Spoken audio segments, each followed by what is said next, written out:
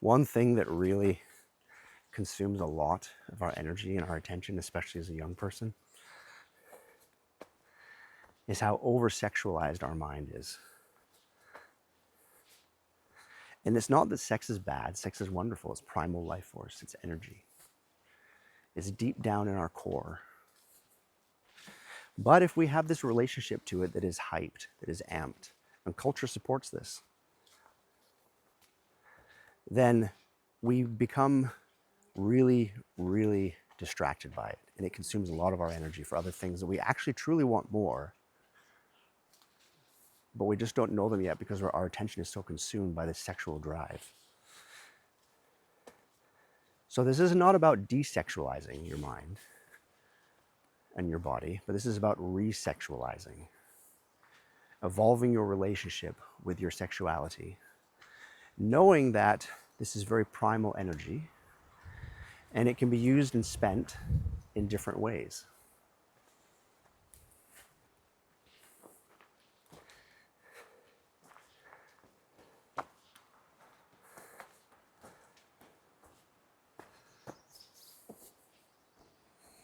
There's a reason why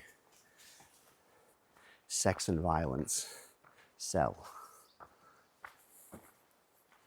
Because as kind of cool as we think we are, humans, fundamentally we're still quite animalistic.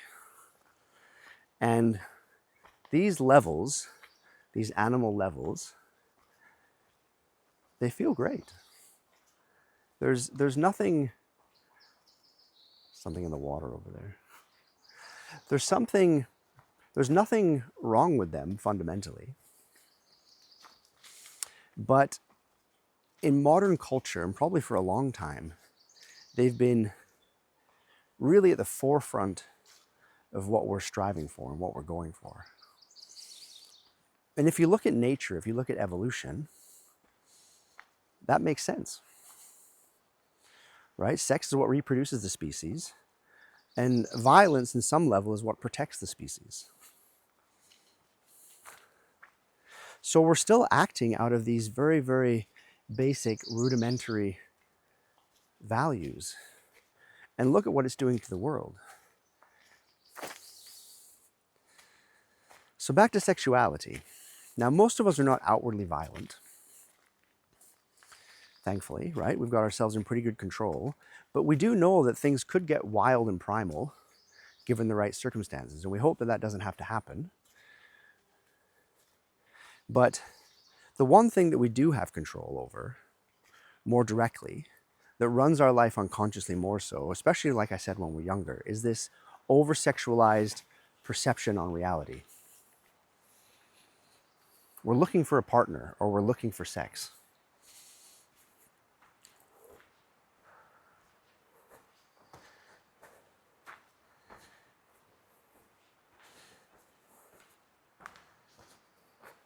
Now we do need and should have a partner in our life, or partners, however, and we should have and do need sex in our life. Seems obvious, right? The problem is that we put them on a pedestal. The problem is that we put them so high that we kind of prioritize them above most other things, and we direct our entire life basically around it.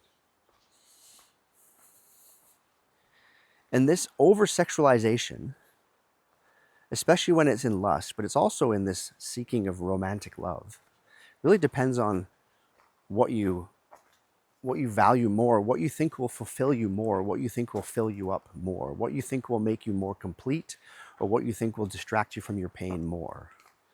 But this kind of sexual energy, which is whether it's either seeking a partner or lust, more seeking sexual intimacy, and I mean when it's gone overdrive, and because a little bit of this is very natural, it's very part of the human experience, but when it's on overdrive, which the majority of us is, because you can see it in culture, right? It's all through culture. Sex sells. And because of that, it controls us. It just controls us more than it needs to. So it's just like, I just want to bring attention to that, honestly. Because as soon as we have some attention on it, we can start to evolve our relationship with it. Doesn't mean we're going to throw it away. Doesn't mean we're going to judge it as bad. It's just that we're going to realize it more intimately for what it is, and then choose more consciously around it. Because basically, when we free up more of our attention, when we sort of turn down the RPMs, it's just like we're redlining, right? We're just redlining on sexuality in society. And when we slow down, when we pull the gas pedal back, then we just have more attention and more awareness to give to other things in our life. You know, as a man, when I think about my history, it's been so dominated by this. And once I stopped needing validation as much, once I didn't stop needing to prove myself in any way or feel accepted, and sure, there's a little bit of me that likes that, of course, but it's not on overdrive like it used to be. It's almost like non-existent at this point. But if somebody compliments me in some way whatsoever, then it feels good. Of course it does.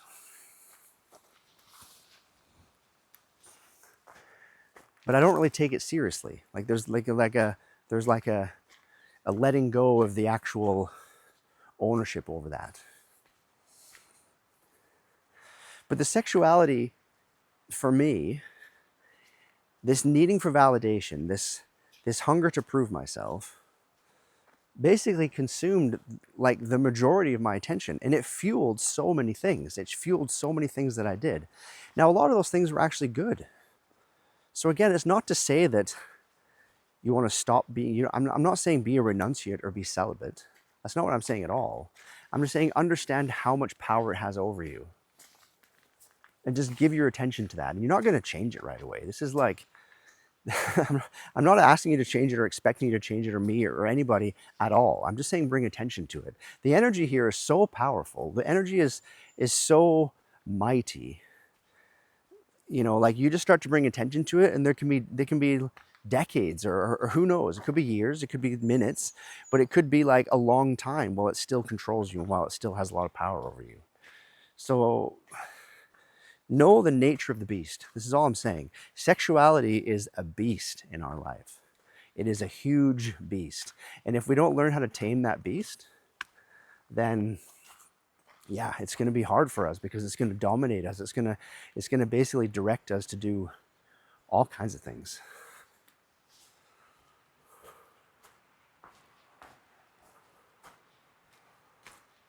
So just keep tabs on yourself in that way. That's all. Just keep tabs on yourself so it doesn't overrun your life and make you do stupid things, get you hurt other people. Some of that's going to happen regardless. There's always that, but you're just trying to minimize the damage here. You're trying to be efficient. You're trying to bring attention to it.